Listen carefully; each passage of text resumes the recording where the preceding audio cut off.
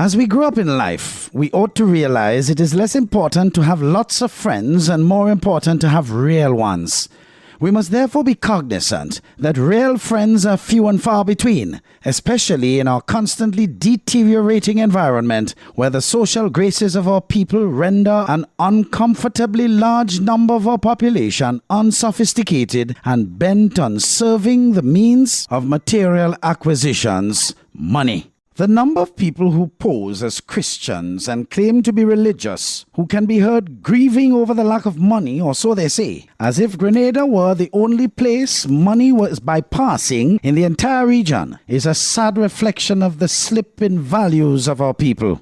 A number of those same people who can be seen right up in front of the churches on Sundays, and as often as services and Bible and prayer meetings are held, who lack the commitment to walk by faith and not by sight, is nothing but an awful shame.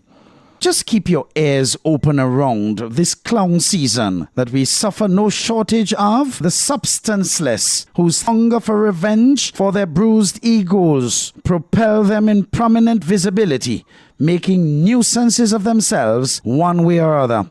My public role here is unique and buttressed by a spirit of certainty to call it as I see it, regardless of the reactions of whoever. At times, people like me suffer a demeaning of our own light, but such light is rekindled by a spark from another person, as if by divine intervention. This only proves to me that each one of us has cause to think deep gratitude of those who have lighted the flame within us. I make no excuses and mince no words when it comes to voicing my distaste for ugly.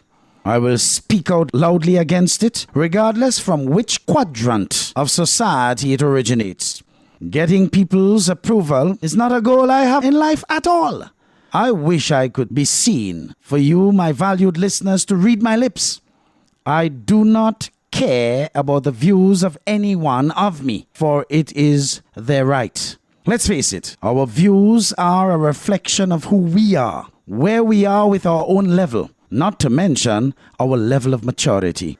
The pettiness of so many of our people box them in and render them prisoners of a rare form of inferiority, which they seek to infect others with.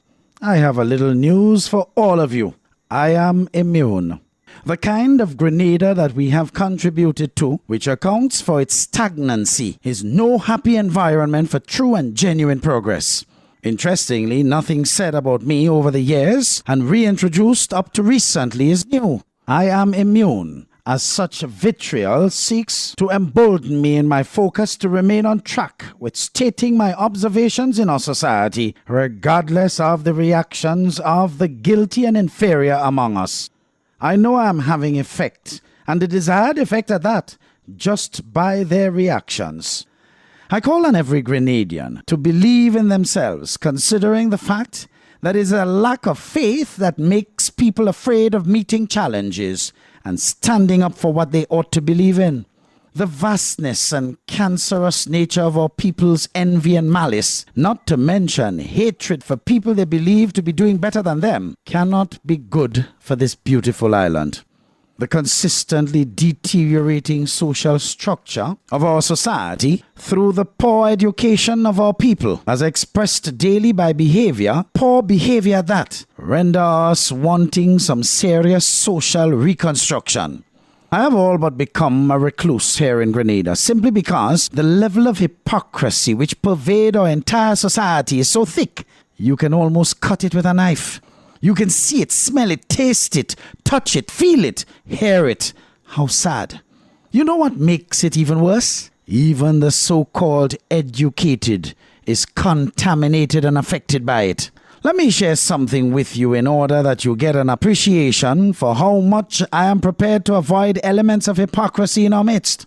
Not too long ago, just before I departed Grenada, I went to one of our grocery shops. And while going about my business, there were so many hypocrites out that day. Having had a couple encounters with a couple of them, which proved woefully annoying, I had to depart without completing my assignment. Do you know what it is to be stopped by people whom you know to hold a negative view of you for no reason at all, but who feel it necessary to act overly friendly to you when they meet you? Guess what? I have absolutely no time for that nonsense. I was hard-pressed to be noticeably curt with both encounters, and when questioned on my curtness on the two occasions, I simply responded, "You should know why." This is one of the main reasons I keep away from many public activities, and by extension, many people. And so far, so good. Positively, I have a good laugh very often with the very few friends I have, and sometimes on my own. You know, after all, people who hate you are just your confused admirers. They can't figure out the reason why your friends love you.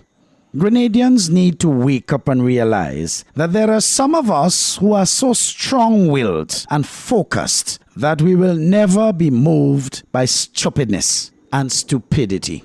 We must choose to live by choice, not by chance. To make changes, not excuses. To be motivated, not manipulated. To be useful, not used. To excel, not compete. We must choose self-esteem, not self-pity. We must choose to listen to our inner voice, not the random nonsensical opinions of others. Live by faith, not by sight, and you can't go wrong. Remember, it is God who shares bread, not man.